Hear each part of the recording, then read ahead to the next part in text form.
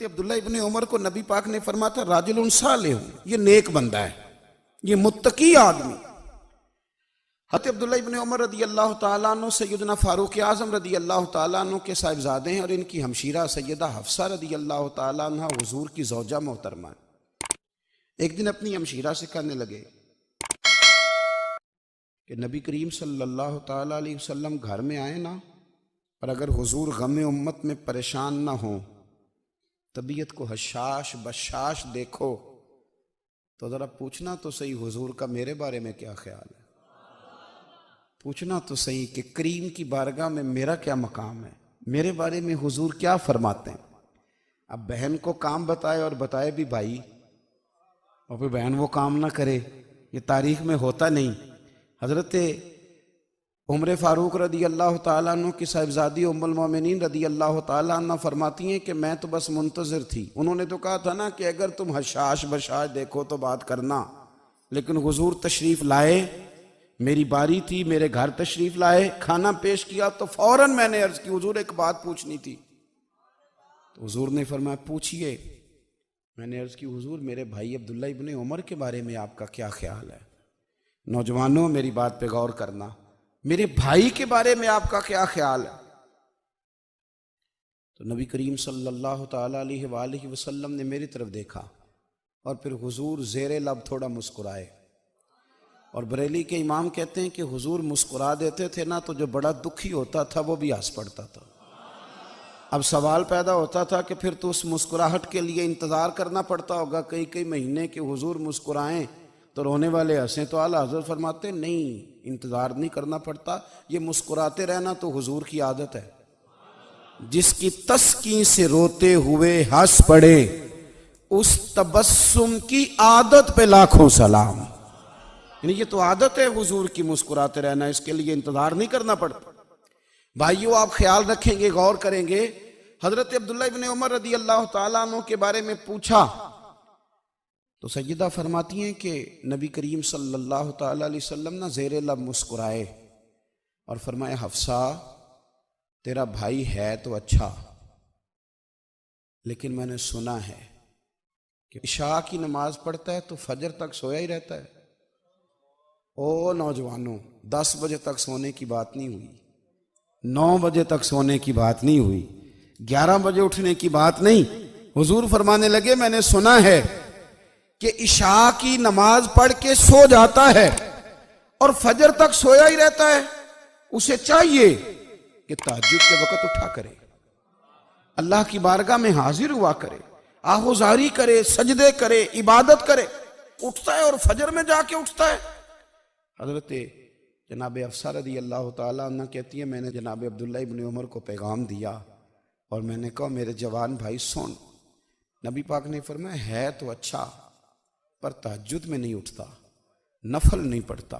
ओ मेरी मिल्लत के जवानों, मज़ा नहीं आ जाता जब सारी दुनिया सोई हो, सारी दुनिया, और बिस्तर भी गर्म हो और नींद भी पूरा गलबा कर रही हो, और अचानक घंटी बजे दिमाग में, आंख खुले, घड़ी पे नज़र पड़े, 3:30 4 बजे का पैगाम घड़ी बताए, और कोई चढ़ती जवानी वाला उठ के वुजू करे, और जब वो मुसल्ला खोल के बिछाए तो मदीने वाले महबूब कहते हैं कि हर नमाज पे रब सवाब देता है, और जो उठ के तहज्जुद की नमाज पढ़े उसे देख के तो रब मुस्कुराता है।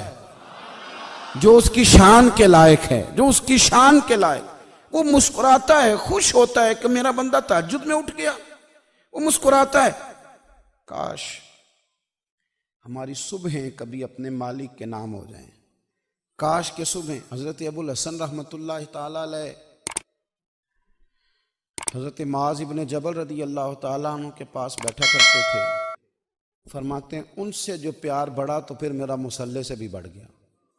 ताबी हैं, फरमाते हैं सहाबी रसूल से मोहब्बत हुई तो जिक्र से भी हो गई, फिर दुरूद शरीफ से भी हो गई। मोहब्बत उनसे बढ़ी तो फिर अल्लाह ने मस्जिद का प्यार भी बढ़ा दिया।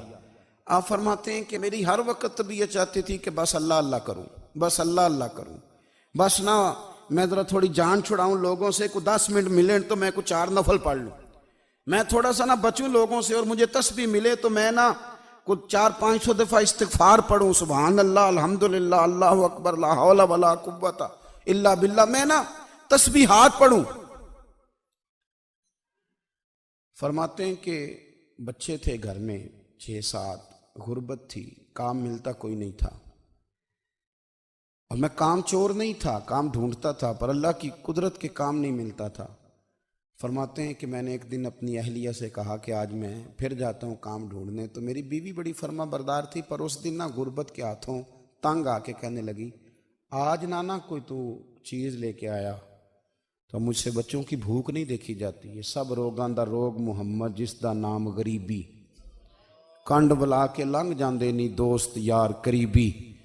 आज ना कुछ लेके आया तो मैं बच्चे लेके मेके चली जाऊंगी। शेख फरमाते हैं कि मैं बड़ा परेशान घर से निकला, पर मैंने सुबह से लेके जोर तक काम ढूंढा, काम मिला कोई नहीं। तो मेरे दिल में ख्याल आया, चलो काम नहीं मिलता तो अल्लाह अल्लाह तो करे ना, चलो बंदों की मजदूरी नहीं मिलती तो रब करीम की इबादत ही करते हैं। फरमाते हैं कि मैंने ना फुरात के पानी से वुजू किया, नहर के, शदीद धूप थी, साथ रेत थी और रेत तप रही थी। मैंने अपना रुमाल वहीं मुसल्ला के तौर पर बिछा लिया और फरमाते हैं कि जोर से लेकर असर तक नमाज पढ़ी, धूप भी पूरे जोर पे, पर मेरे सजदे का जौक भी पूरे जोर पे। फरमाते हैं सूरज भी चमक रहा है और रब की इबादत का जौक भी पूरे जोर पे। मैं सजदा करूं तो फिर मेरा उठाने को जी ना चाहे। मेरे उस्ताद लिखा करते थे, ये उनका शेर है, वो कहा करते थे, मुझे सोज दे, मुझे साज दे और मुझे नीम शब का न्याज दे, दमे सजदा खुद को मैं तोड़ दूं, मुझे ऐसा ज़ौक़े नमाज दे। और मैं तेरी बहार का फूल हूं, मैं खिला भी हूं तो तेरे लिए, मुझे मेरी शाख से तोड़ ले, मुझे अपनी जुल्फ का नाज दे। भाई फरमाते हैं कि असर तक मैंने नफल पढ़े, दिन ढलने लगा, असर की नमाज पढ़ी और मैं वहां से चला। अब मैं जब निकलने लगा तो दिल में ख्याल आया कि छोटी छोटी दीवारें हैं घर की, बगैर कुछ लिए जाऊंगा तो बीवी दूर से देखेगी तो शोर करेगी कि फिर खाली हाथ आ गया है। कहते मैंने अपने उसी रुमाल में जिस पे मैंने नमाज पढ़ी थी ना, रुमाल में की आखी दे पंजाबी साफा, कहते हैं उसी में ना मैंने कुछ रेत भर ली कि वो दूर से देखेगी तो समझेगी कुछ लेके आया है, चलो जाके उसे बता दूंगा कि आज फिर मजदूरी नहीं मिली। कहते हैं वो रेत लेकर जब मैं घर में गया तो पहले बीवी दरवाजे पे खड़ी होती थी, पूछती थी खाली हाथ आ गए हो? आज मैंने देखा तो है ही कोई नहीं। फरमाते हैं मैं अंदर दाखिल हुआ, सलाम लिए, कोने में मैंने वो रुमाल रख दिया और मैंने आवाज दी कि भली मानस कहाँ हो? तो वो कहने लगी आप मुंह हाथ धो ले, मैं रोटी लेके आई।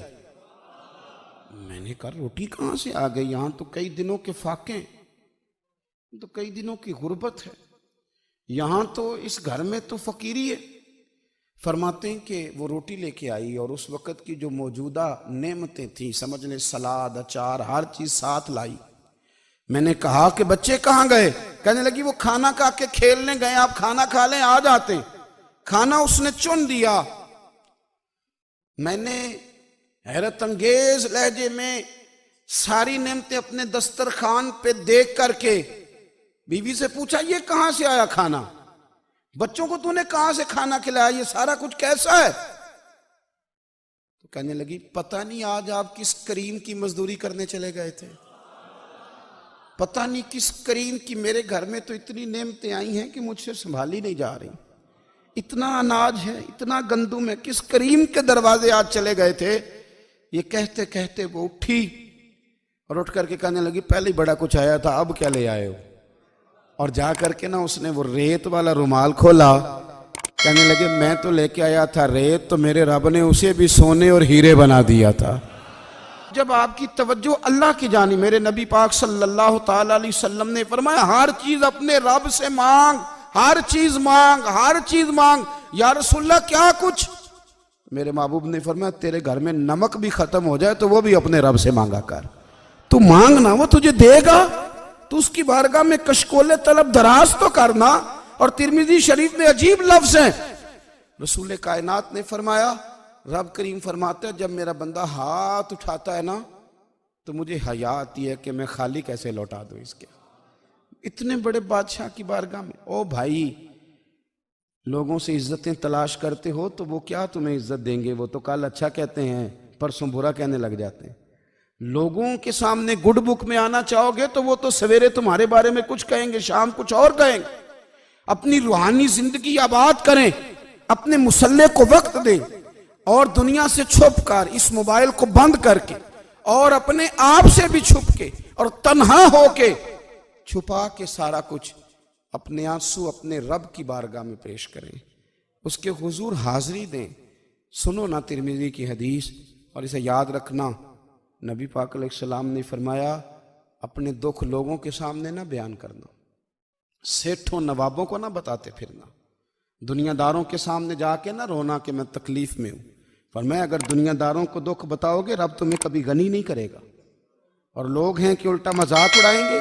आपकी जिससे बड़ी पक्की यारी है ना, पक्की, वो तब तक पक्की है जब तक आपने 50,000 मांगा नहीं। और जिस वक्त आपने कह दिया कि मैं मजबूर हूं, मेरी मदद कर, तो फिर खत्म हो गई दोस्ती। लोगों के ताल्लुकात आपके साथ तब तक हैं जब तक आप उनसे कोई जरूरत वाबस्ता नहीं करते। करीम महबूब फरमाने लगे, बंदों के सामने दुख ना बयान करना, अल्लाह तुझे कभी गनी नहीं करेगा। तो अपने दुख अपने रब को बता, तू दुआएं मांग, तू उसकी बारगाह में हाजिर हो, तू उसके हुजूर अर्ज कर। फरमाया, अपने दुख अपने रब को बता, वो जल्दी करे या देर से करे तुझे सारी दुनिया से बेनियाज कर देगा, तुझे किसी का मोहताज नहीं रहने देगा। अपने मुसल्ले को, अपनी दुआओं, एक बुजुर्ग फरमाते, मैंने दुआ मांगने का तरीका अपनी बीवी से सीखा। दुआ मांगने का तरीका अपनी, सीखने वाले तो अपने बच्चों से भी सीख लेते हैं, सीखने वाले तो हर एक से सीखते हैं। वो कहते हैं, मैंने दुआ मांगने का सलीका अपनी बीवी से सीखा है। हजरत, वो किस तरह?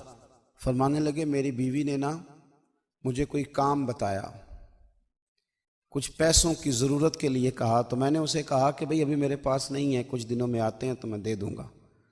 औरतों की आदत होती है, वो बार बार याद कराती हैं। 2-4 दिनों के बाद फिर उसने कहा, हजरत वो मैंने कहा था कुछ पैसे, मैंने उसे कहा कि अभी मेरे पास नहीं है, कुछ दिनों में मिलते हैं तो मैं तुम्हें दे दूंगा। उसने कुछ दिनों के बाद फिर कहा, हुजूर वो मैंने कुछ पैसे कहे थे। फरमाते, मैंने डांट दिया, मैंने कहा कि क्या तू रोज मुझे शर्मिंदा करती है, कहा ना मेरे पास नहीं है, होंगे तो दे दूंगा, तू रोज याद कराती है। फरमाते, उसने पहले तो मेरी डांट को सहा, फिर मेरे सख्त जुमलों ने उसकी आंखों में आंसू पैदा कर दिए, फिर उसने अपने आंचल में अपने उस दुख को समेटा, और फिर उसने एक जुमला कहा तो मैं रो पड़ा और मुझे अपने रब से मांगने का तरीका आ गया। मुझे कहने लगी, हजरत जी आपने डांट दिया, मैंने सह लिया, पर आप ही मेरे शौहर हैं, बताएं ना, आपसे न कहूं तो मैं किस से जाके कहूं। फरमाते हैं, मैं रो पड़ा और मैं खुल के रोया और मैं तड़प के रोया और फिर मेरी सिसकियां बंद गईं। तो मुझे कहने लगी, आपको क्या हुआ? मैंने कहा, मुझे भी दुआ मांगनी आ गई है। जब मैं उसे कहूंगा ना, अल्लाह तू ही मेरा रब है, मैं तुझसे न कहूं तो मैं किससे जाके कहूं, मैं क्यों किसी बंदे से सवाल करूं, मैं क्यों किसी दुनियादार से कहूं, मैं तेरे बंदों का, नेक बंदों का वसीला लेके, तेरे महबूब की गुलामी लेके तेरी बारगाह में आया, तुझसे ना मांगूं तो किससे मांगूं। समझ आ गई है, जब मैं इस रंग में मांगूंगा तो फिर रब मेरे ऊपर बड़ा ही फजल फरमाएगा, वो मेरे ऊपर बड़ी रहमत करेगा, वो मेरे लिए आसानियां